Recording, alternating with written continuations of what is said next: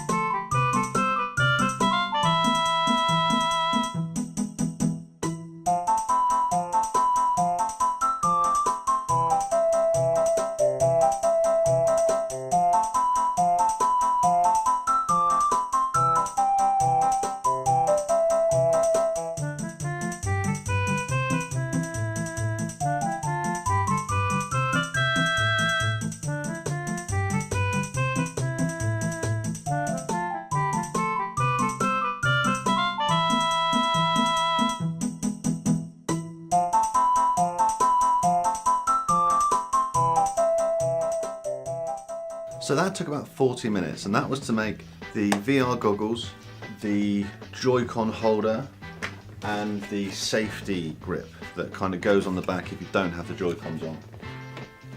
And what I wasn't expecting was that it is quite fun to make, because you have this manual that you follow along with the Switch cartridge. Bearing in mind I haven't made any Labo before, so I wasn't quite expecting that. And it's nice, there's lots of animations and music and little things going on, so it is quite entertaining in itself. And actually, making that for the first time is a fun little thing. I can imagine if you've got kids and you're not quite sure how to approach this, making that Joy-Con holder at first is actually a really good idea. So these are literally my initial impressions. I haven't dived into it deeply at all.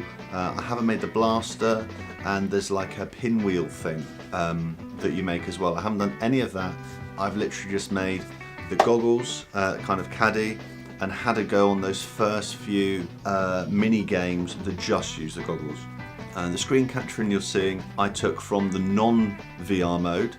So as far as I'm aware, most of what's on the game cartridge you can play in non-VR mode. And that way I could use the screen capturing method on the Switch itself. You can't do any screen capturing when you're in VR mode. And there are some nice ideas on there. To be honest, I think it feels more like a demo reel for other developers than actually something for gamers to play. They're just so small, these mini games, that I can't see them being anything other than a showcase for what the Labo can do. Much in the same way as you had Wii Sports of the Wii, or you had Nintendo Land with the Wii U. It's a showcase for what you could do with this, but like I say, I've literally just started playing it. In terms of the build quality, it's not bad. For a piece of cardboard, I was surprised how comfy it was, but again, you're not going to be using this for a huge amount of time in one go. It is quite a weighty thing to have to hold on your face. I mean, you feel a bit dumb doing that anyway, but I don't think it would have killed them to put some kind of head strap in this. I can imagine that's something that's going to come in the future. Particularly, I'm thinking if you want to play Breath of the Wild, once they release the VR update for that, you're not going to want to hold your Switch like that for a long session playing Zelda.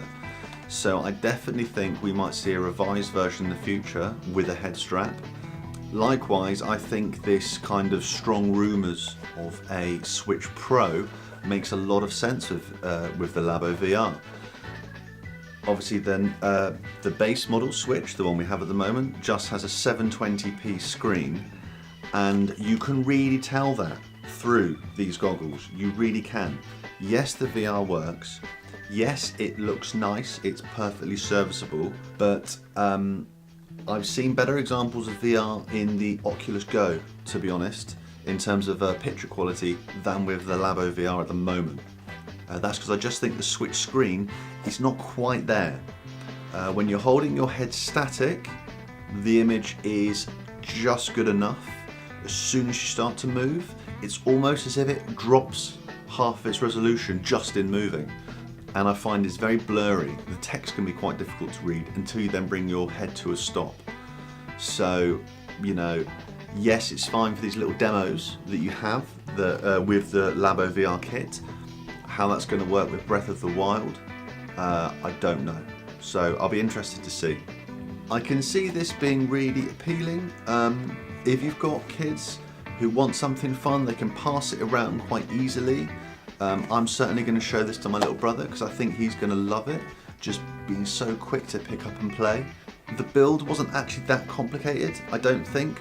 But again, I think if you have, if you have kids, you probably want to make this with them rather than just leave it to themselves. There's a few trickier bits.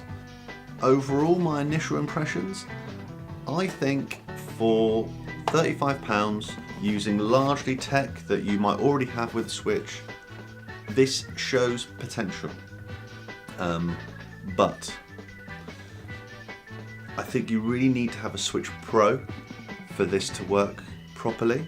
And also you do need some kind of head strap if this is going to become like a thing, a successful thing that people are really going to be into. I think without those two things, this is probably more of a gimmick than it kind of deserves to be. So those are kind of my initial hopes, really. I'm going to put some more videos up when I've had a go with the blaster and I've dug a little bit deeper into the game card that comes with Labo VR. But that was my initial impressions. Labo VR, have a go yourselves, let me know what it's like. Okay gamers, thank you, and until the next time, happy gaming.